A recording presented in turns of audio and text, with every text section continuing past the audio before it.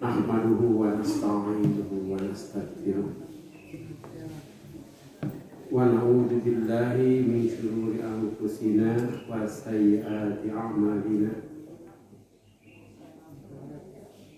may yahdihillahu fala mudilla lahu wa man yudlil fala hadiya lahu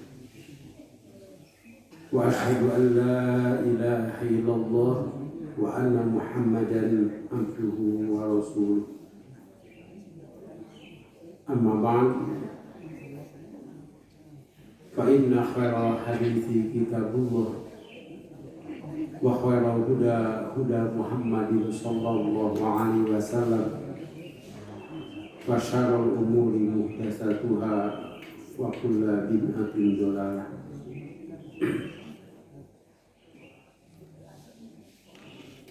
Faqala Allah Ta'ala bil Qur'anil Majid, A'udzu billahi minasyaitonir rajim. Inna hadzal Qur'ana yahdi lillati hiya aqwam wa yubashshirul mu'minina alladzina ya'maluna shalihati anna lahum ajran kabira. Wa qala alaihi salatu wassalam, khairukum man ta'allama al-Qur'an wa 'allama. Allah Subhanahu wa ta'ala berfirman, sesungguhnya Quran ini memberi petunjuk kepada jalan yang paling lurus, dan Al-Quran ini memberi kabar gembira kepada orang-orang yang beriman yang melaksanakan amal soleh, bahwa mereka akan memperoleh pahala yang besar, yaitu surga. Rasulullah Shallallahu Alaihi Wasallam bersabda, sebaik-baik kamu adalah orang yang belajar Al-Quran dan yang mengajarkannya lagi. Pada kesempatan ini kita akan mempelajari beberapa ayat Al-Quran dari Quran surah Al-Mulk juz ke-29 surah ke-67. Kemarin sudah kita bicarakan tentang nasib orang-orang yang tidak mau mendengar tidak mau mengikuti ta'lim, pengajian. Sebab kata mendengar itu adanya di ta'lim. Sehingga mereka menyatakan, wa qalu law kunna nasma'u aw naqilu ma kunna fi ashabis sa'ir. Kalaulah dulu kami mendengar dan atau berpikir, tentulah kami pada saat ini tidak menjadi penghuni neraka sa'ir. Fa'tarafu bidzambihim fasuhqan li ashabis sa'ir. Mereka mengakui dosa-dosa mereka pada saat itu, maka jauhlah bagi penduduk sa'ir itu atau penghuni sa'ir itu.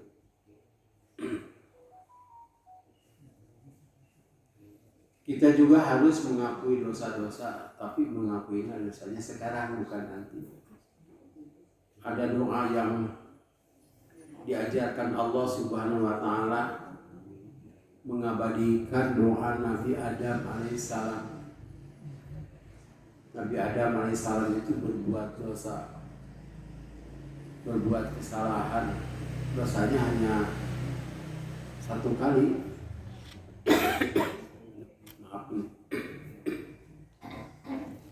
Tetapi istighfarnya dan istirahatnya sering,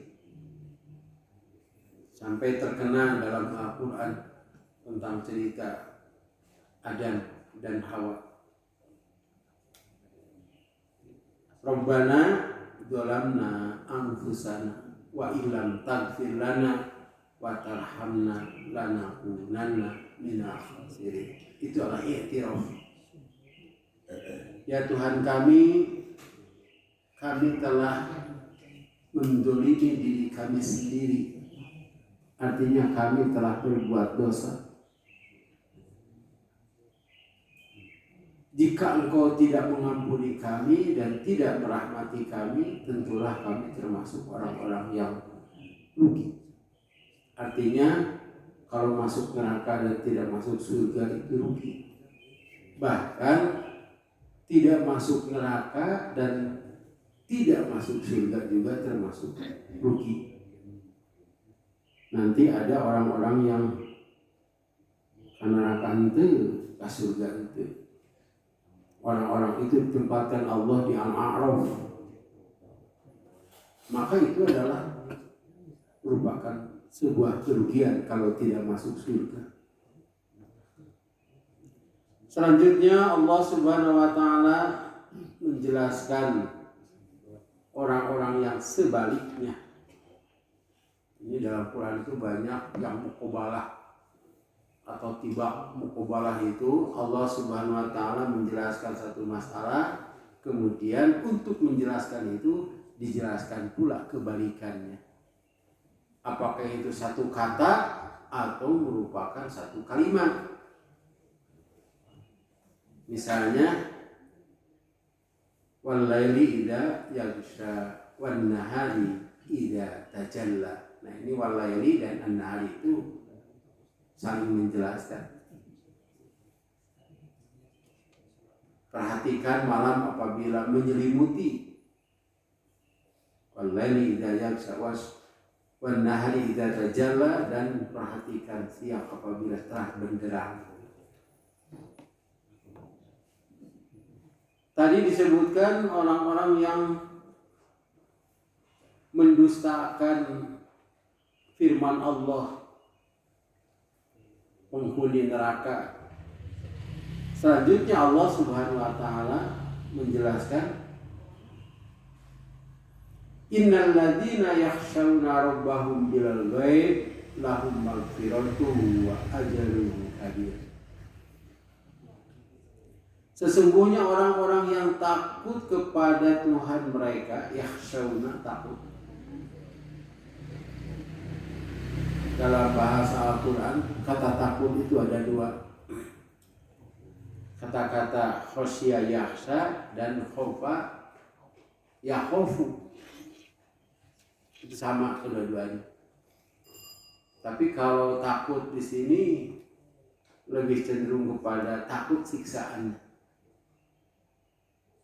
Dalam Al-Quran disebutkan fala takhshawhum wakhshawni. Janganlah kamu takut kepada mereka, ancaman orang-orang kafir.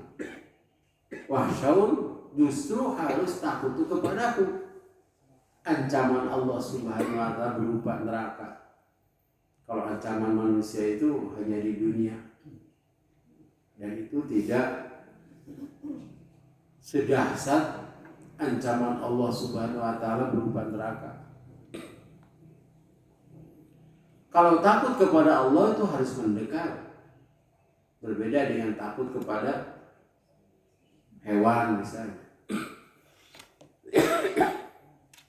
Itu harus menjauh. Innal ladzina, sesungguhnya orang-orang yakhshawna yang takut rabbahum kepada Tuhan mereka, yaitu Allah, bil ghaibi, dengan gaib. Nah, takutnya itu dengan gaib. Kata-kata ini banyak sekali dengan berbagai macam bentuk. Dalam Al-Baqarah juga disebutkan alladzina yu'minuna bil ghaib, beriman kepada masalah-masalah gaib. Gaib itu yang tidak dapat dilihat, itu gaib, atau yang tidak ada. Tapi yang dimaksud gaib di sini adalah ada tapi tidak bisa dilihat. Biasanya yang disebut gaib itu selain Allah adalah akhirat. Karena itu banyak ayat dan hadis yang mengemukakan Man kana yu'minu billahi wa yaumil akhir. Seolah-olah rukun iman itu dua, Allah dan hari akhir. Mengapa demikian? Sebab yang lainnya nyata. Iman kepada malaikat, manusia itu sudah tahu tentang malaikat, sudah pernah melihat malaikat. Jangankan para nabi, para sahabat juga itu pernah melihat malaikat. Bahkan orang-orang mengakui adanya malaikat, walaupun orang-orang non-muslim menyebutnya itu adalah apa ya? Angel. Bersayap. Memang malaikat itu bersayap. Beriman kepada kitab itu juga kan ada. Yang kita hadapi itu adalah kitab. Beriman kepada Rasulnya juga manusia. Beriman kepada qada dan qadar. Ini sering diakui, iya masalah istri itu nawe gitu. Ternyata qada dan qadar. Ini adalah takdir Allah atau qadarullah. Tetapi beriman kepada Allah, siapa yang pernah melihat Allah?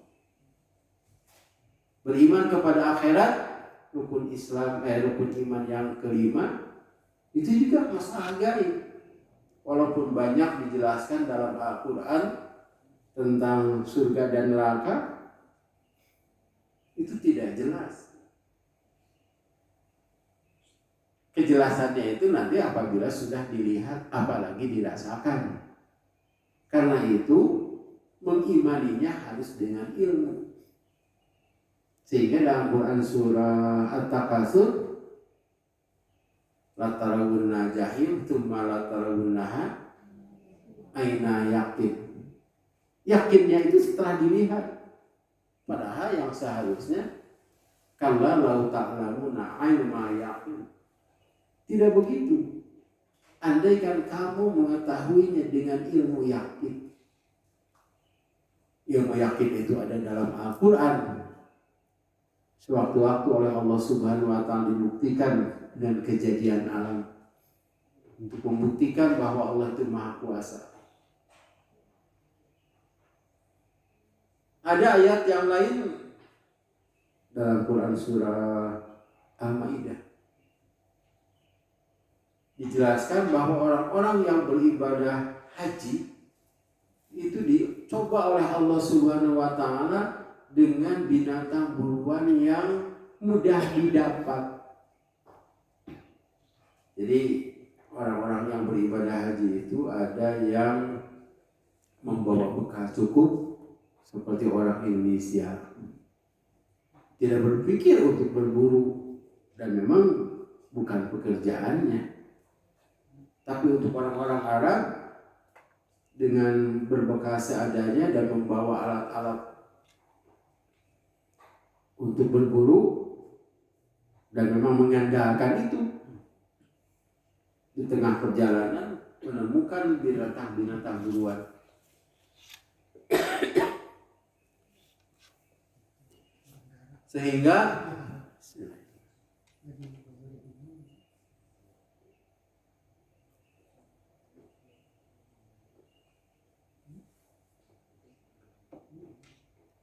Sehingga firman Allah Subhanahu wa Ta'ala, mereka mendapatkannya dengan mudah, bahkan tidak diburu.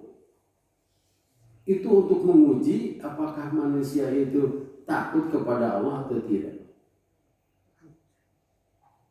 Haji harus beringas mah, nah bagi-bagi pahala. Surah Al-Maidah ayat 94.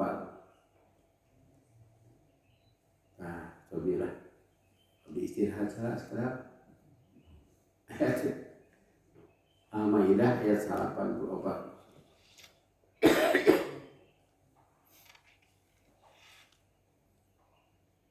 Oh ya, untuk selanjutnya ini saya sudah berbicara dengan Pak Haji Iwal. Tamatkan saja dulu ini ya. Kemudian nanti surat Al-Maidah.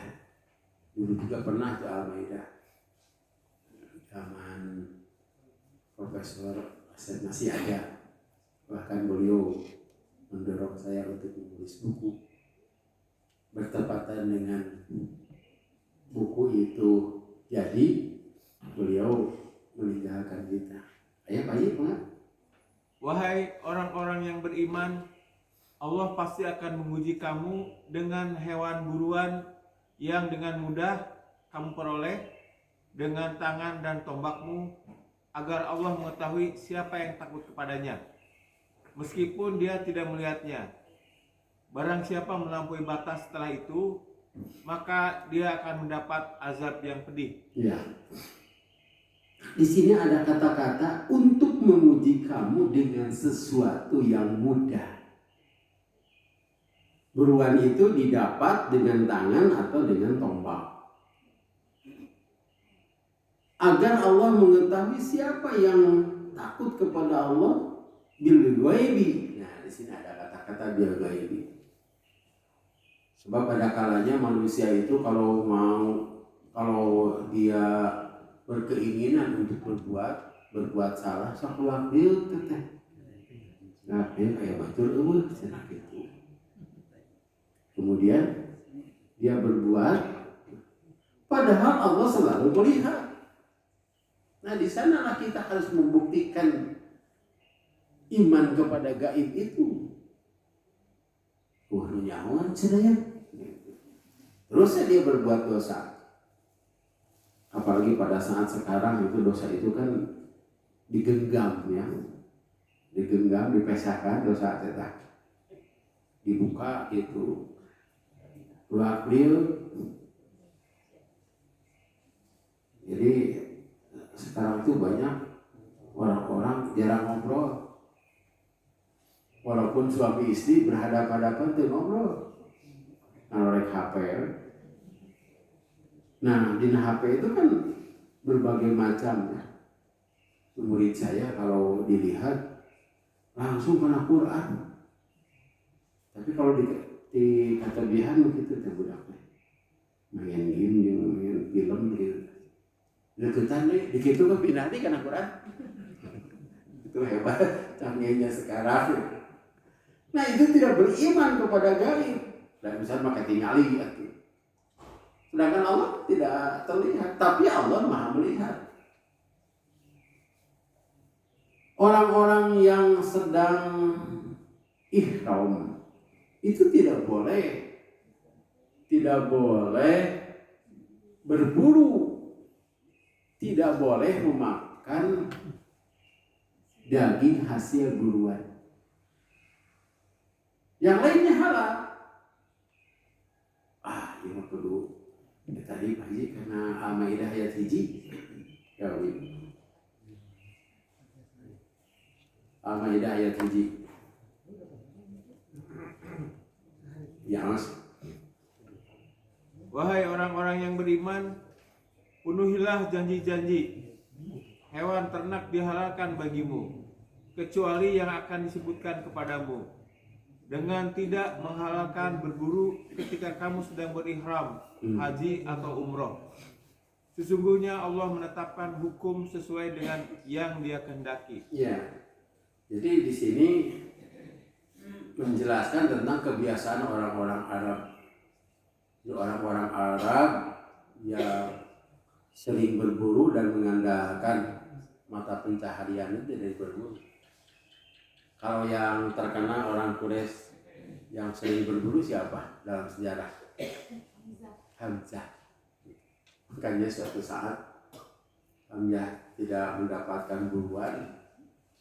Ada berita Nabi Muhammad disiksa oleh Abu Jahal. Nah, jadi fokus ke yang ke Abu Jahal. Itu berburu. Makanya kalau kita pikirkan ayat ini, rasa-rasanya saya tidak akan berburu kalau pergi ke Mekah, mau umroh, mau haji, mau berburu. Dan lagi tidak nyenak belia, nyenak panah, bahkan tidak boleh. Nah, itu dibolehkan ketika pergi untuk haji. Tetapi kalau sudah ihram, misalnya kalau dari Madinah itu sudah masuk Dzulhulaifah, dari jurus Najd itu di Qolul Manazil atau di Yalamlam. Nah, itu tidak boleh. Nah, ketika mereka tidak mendapatkan buruan, tiba-tiba setelah mengatakan labbaika umrotan, ayah bahkan dapat ditewak dengan tangan. Nah, itu salah satu contoh yu'minuna bil ghaib. Nah, di sini yakhshawna rabbahum bil ghaib. Betul takut kepada Allah itu. Jadi susah juga yang menjelaskan. Tapi harus dirasakan, apakah kita pernah seperti itu, takut kepada Allah ketika tidak ada orang lain, menghindari dosa ketika tidak ada orang lain, ketika sendiri, padahal peluang untuk berbuat dosa itu banyak. Kalau dulu kan susah kalau berbuat dosa teh. Kenapa tadi oke dipesakan, cicing di kamar, wah itu dosa teh dikirim. Pada saat sekarang, bahkan manusia itu tak lebih takut kepada manusia yang lain. Karena itu firman Allah, jangan takut kepada mereka, takutlah kepada ayeuna sajian meningali jeung katingali. Allah tidak terlihat, tetapi Allah itu Maha melihat. Dan ini juga harus diyakini, bukan hanya takut berbuat dosa, tetapi kita banyak berharap kepada Allah walaupun Allah itu tidak terlihat. Nah ini, jadi Allah itu kapanpun kita butuhkan itu Allah hadir. Sehingga kita berdoa, berzikir.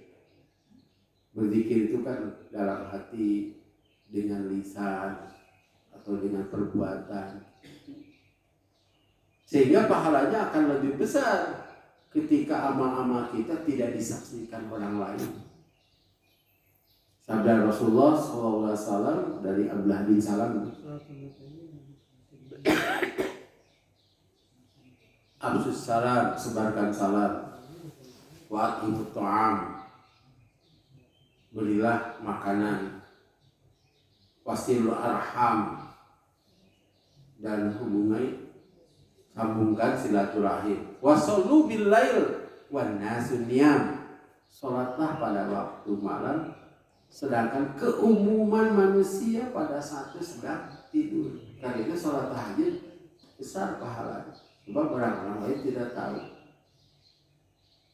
Kemudian salah satu yang dilindungi oleh Allah Subhanahu wa taala adalah orang yang berzikir sendirian,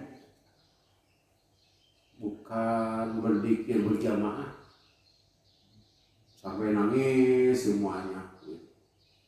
Mayar, saya juga pernah itu diajak, saya beli badai 1 juta.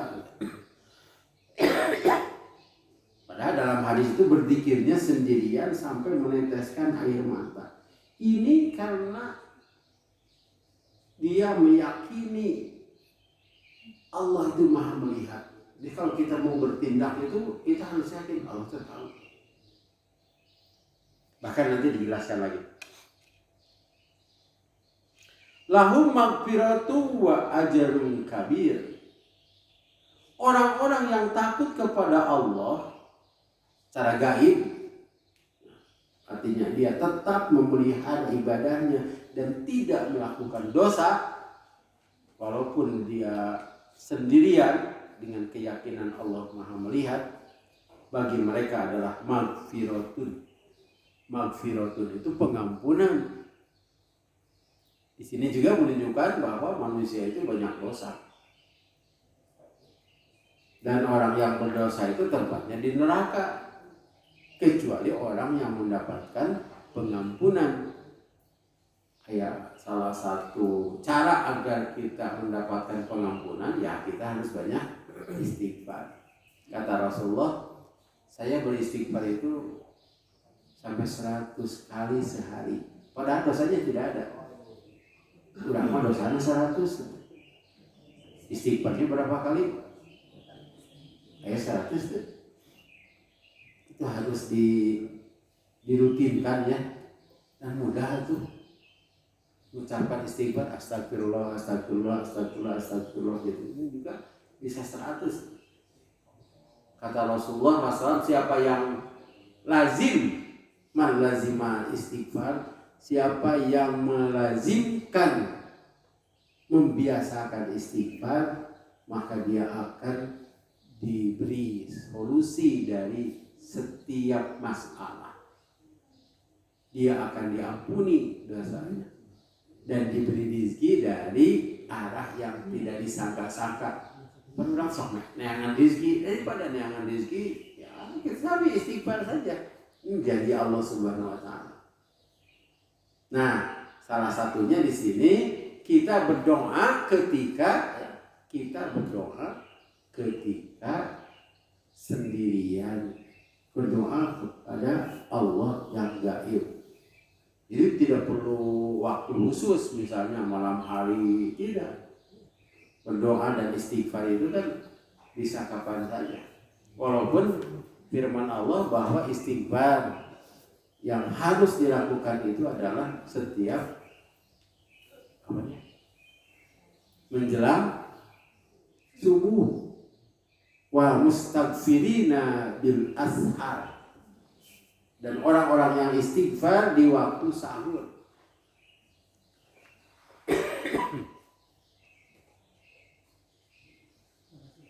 Maghfiratun wa ajrun kabir. Ini dua hal yang berbeda sebetulnya, tapi bertentangan. Maghfiratun itu lepas dari siksaan karena walaupun banyak dosa tapi mendapatkan pengampunan. Berarti tidak masuk neraka. Wa ajrun kabir, dia masuk surga. Ini tadi itu ya. Kalau hanya lepas dari neraka itu rugi.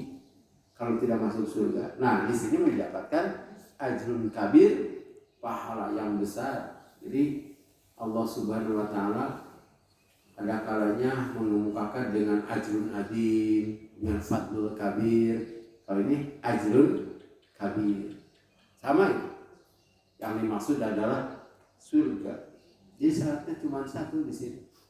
Takut kepada Allah dan berharap kepada Allah kapan saja, terutama ketika gaib. Gaib itu ketika kita sendirian. Selanjutnya firman Allah Subhanahu wa taala, wa asirru qaulakum aw ijharu bi innahu alimun bidzatis sudur. Silahkan rahasiakan ucapanmu. Ini firman Allah. Awijharu bi, atau jaharkan ucapanmu.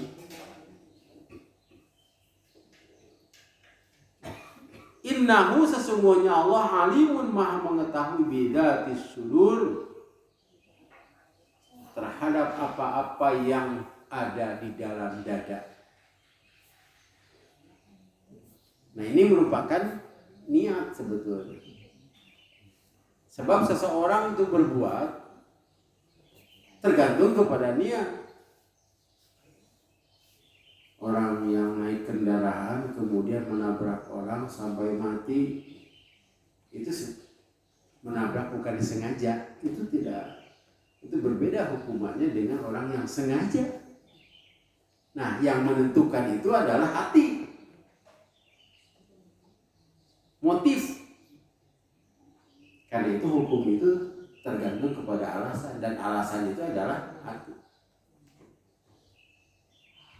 Membunuh itu dibolehkan apabila memang sesuai dengan syariat, dalam arti menghilangkan nyawa, seperti merajam, kemudian itu apa ya,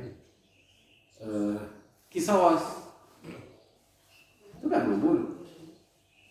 Tujuannya apa? Sampai orang-orang yang beribadah juga itu belum tentu diterima, tergantung kepada niatnya. Mengapa dia beribadah? Nah ini ya Pak, saya mau khutbah Pak Ustadz, satu acara Pak Ustadz ngangos, itu anu badannya bios heula saha alam calon.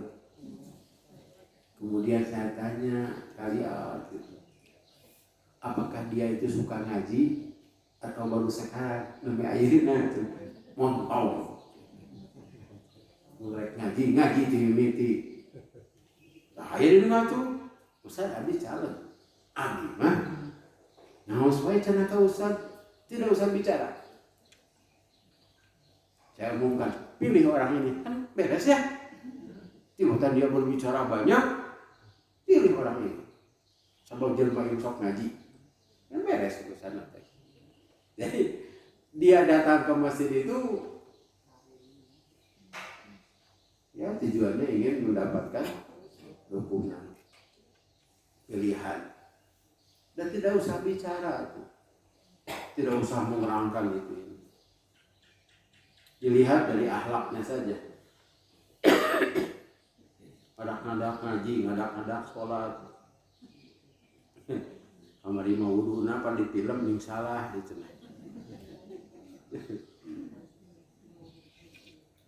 Nah di sini juga menjadikan alasan ya, niat seseorang berbuat baik. Anak-anak balalagu ini Pak. Saya pernah kedatangan murid, dicarikan gak beda muridnya.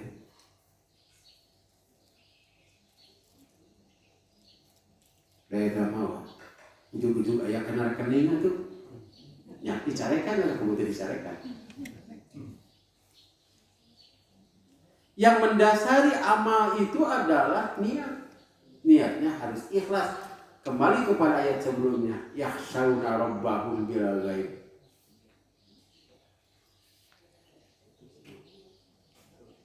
Ada beberapa ayat yang sesuai dengan ayat ini dalam Quran surah Qaf gitu.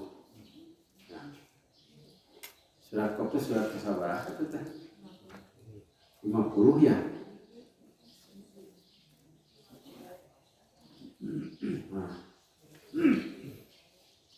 Bahwa Allah itu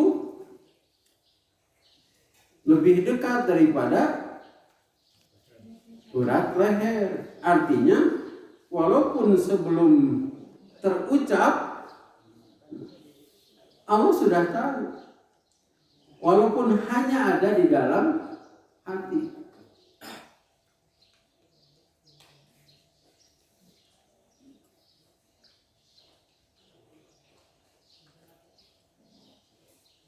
Nah, ayat 18 sudah surat 50. Ma yafidu min qaulin illa ladaihi raqibun atid.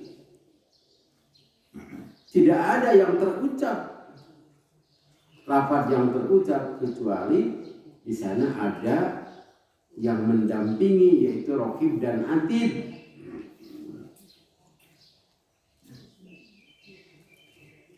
Kemudian Allah itu lebih dekat daripada min hablil walid. Itu ayat 16-nya. Ayat 16 apa aja bari mana tuh? Ibu. Surat Qaf. Haji surat Qaf ayat 16. Surat ke-50.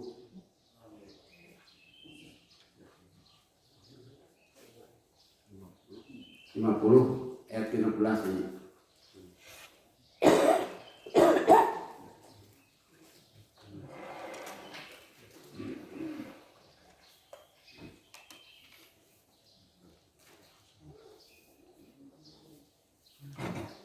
Dan sungguh kami telah menciptakan manusia dan mengetahui apa yang dibisikkan oleh hatinya. Dan kami lebih dekat kepadanya. Lebih dekat ya. Dan kami lebih dekat kepadanya daripada urat lehernya. Iya, di urat leher itu kan maksudnya di sana kata-kata itu terucap melalui leher. karena ada pita suara di sana. Allah itu lebih dekat. Artinya di sini disebutkan apa yang dibisikkan hatinya. Mayuwas wisu bihi nafsuhu. Itu Allah mengetahui. Karena itu sebetulnya mudah kalau beribadah itu. Nah, seperti sekarang bapak-bapak, ibu-ibu bisa saja sambil bertasbih. Suara burung kan sudah ada ya. Nah, itu kan menandakan mereka itu sedang bertasbih. Suara burung. Tapi kalau di Mekah, usah cenah di lima manuknya penting oke gitu lebaran cenah. Wah, cenah eta naon teh? Memulai tasbihnya. Oh, berarti kudu tasbih tiap saat gitu.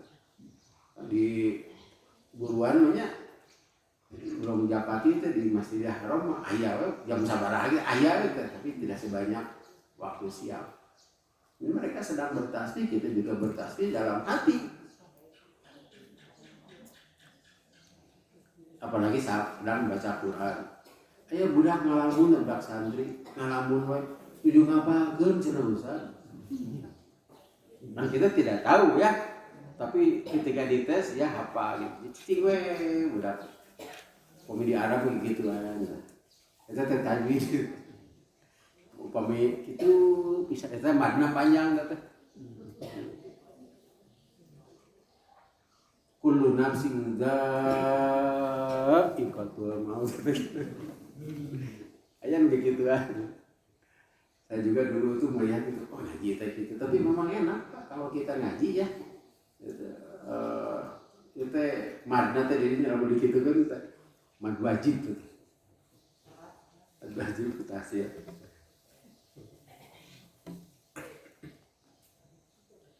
Silahkan rahasiakan kata-katamu atau kamu jaharkan. Wah, apalagi pada saat sekarang ya banyak itu para calon yang kita tidak tahu apakah ikhlas atau tidak, kan nggak bagi-bagi teh nggak bagi-bagi terus jadi lamun teu karpetna digulung deui sakinten karpet mah Pak kali ngagulung ieu paping blok.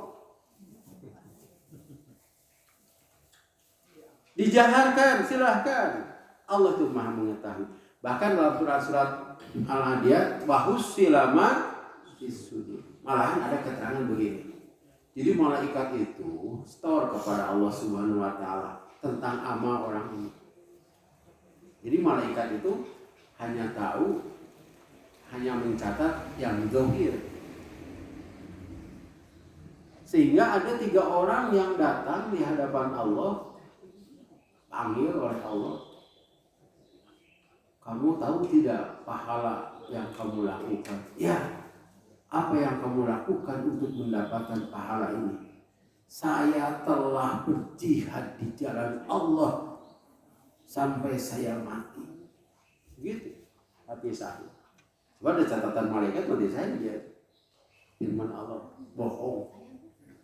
Kamu mah bahasa Sundanya ada itu untuk kemah.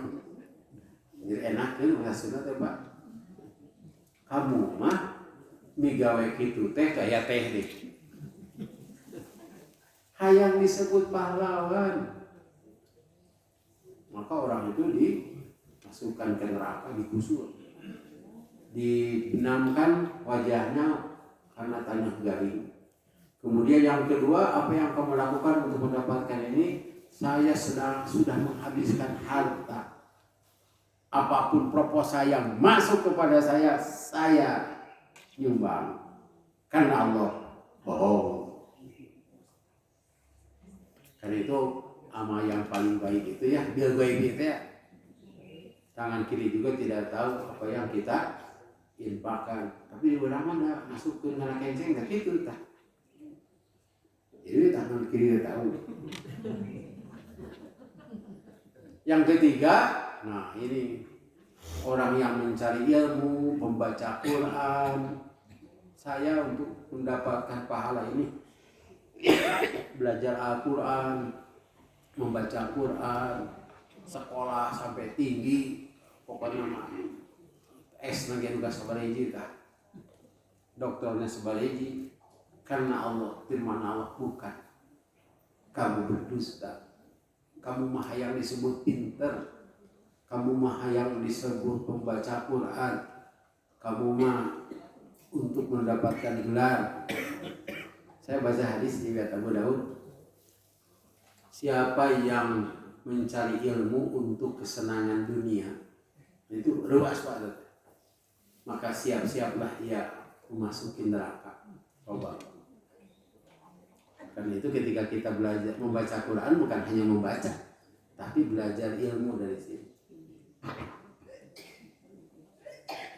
Ala ya'lamu man khalaq wa huwal latiful khabir. Man khalaqa di sini jadi fa'il, ya'lamu jadi fi'ilnya. Man khalaqa itu yang menciptakan, ya'lamu mengetahui.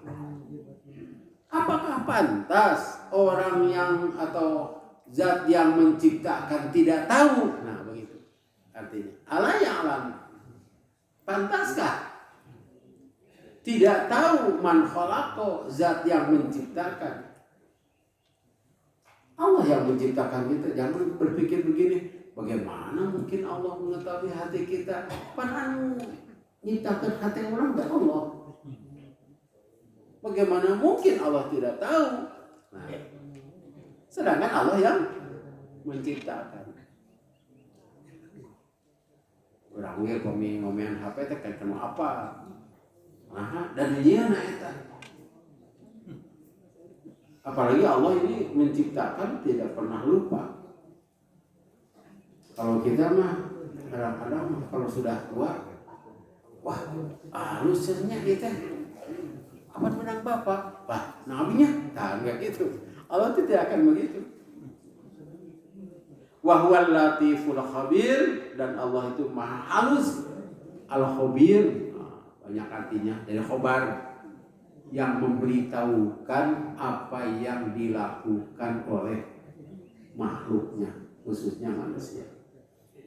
Jadi kesimpulannya, beramalah dengan ikhlas walaupun tidak ada orang lain, tapi kita harus yakin Allah itu maha mengetahui walaupun amal kita tidak dihargai. Oh iya, saya punya cerita. Jadi ada